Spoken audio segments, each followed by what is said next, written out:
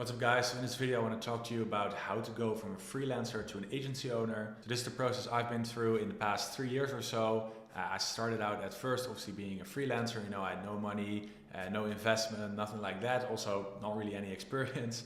And from that I've been able to turn that freelancing thing into a business that now has over 7 full-time employees and doing over 7 figures a year in revenue. So I've been through this process and I know how hard it is, especially to set that first step. So I hope this video will help you on setting that first step, getting you from that freelancer position where you're selling your time for money to selling, the systems and the knowledge and the, time and energy of other people for more money. So let's dive in. So the first thing I will say is that it's super hard to get over the first hump, I would call it. So a lot of freelancers I talked to back in the day, and this was also my position, they would be making around maybe like 6 to 12K a month, and maybe sometimes a little bit higher, sometimes a little bit lower. Obviously also depends where you are in the world, but this is from my experience. And it would be okay money after taxes, they would be good, but it's not enough to hire like a full-time employee without kind of risking going broke, that one client leaving. It's going to be hard.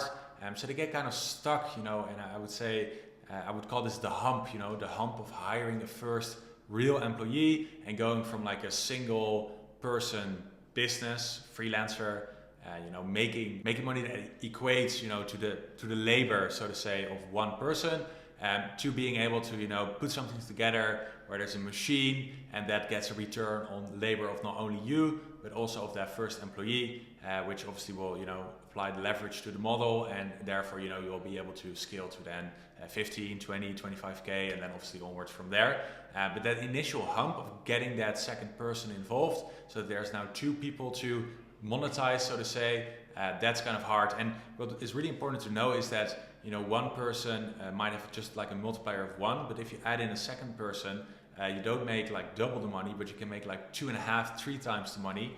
Because of the way it works, if you divide things over teams, it becomes more efficient, and you can get more returns for the same kind of input and labor. The output is basically greater. So getting over that hump is the hardest, and to get over it, what I found is that the main thing you should be doing is standardizing everything. So once you start standardizing things, that's when you'll be able to outsource certain parts of the standard processes you have. And that's the part where if something is standard and you can outsource is that means that you can get over that hump and get there, because most freelancers, they'll be selling web design for one person, then SEO for the other, then doing some lead generation for the third guy, and this is just impossible to outsource, because you can't really tell someone do exactly what I would do, right? Then they would just take that client themselves. And if you're hiring employees, you have to tell them what to do, what it means to do something correctly, what are your standards, what is your process. And if you're just doing so many different things, you're unable to provide that information to someone, and you're unable to get over that hump. So the first thing is to standardize your offer. So what are you selling to someone needs to be the same. It needs to be the same service. And then obviously you can have different tiers. So maybe one person wants a lot and they're paying you 4K a month for it, and then one person wants a little and they're paying just like 1K a month for it.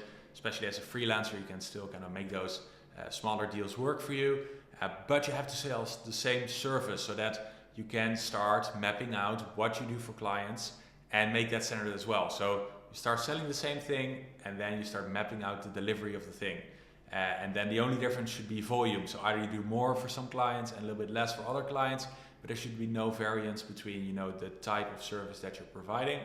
And when you start doing that, you can start mapping everything out, and you want to try and identify the first couple of tasks that are the lowest ROI on your personal time.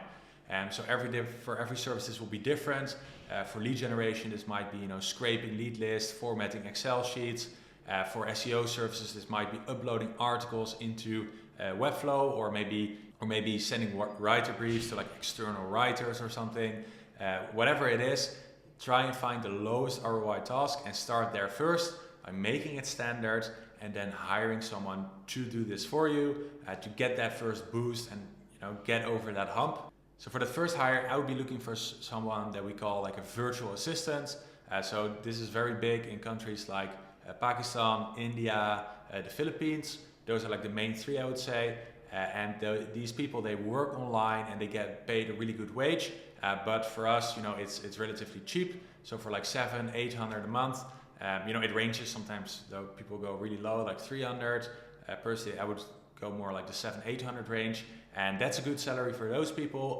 But obviously for our Western standards, it's not that expensive, and this can get you over that initial hump because you can outsource those simpler tasks to these people. They're happy, you're happy, and you can build from there, and go from there and work your way up to hiring Western employees as well if you want to, obviously, or you can build your team of VAs, whatever works for you and whatever works for the service, obviously. But this is an easier way and a relatively lowest way to get that first hire and get over that hump.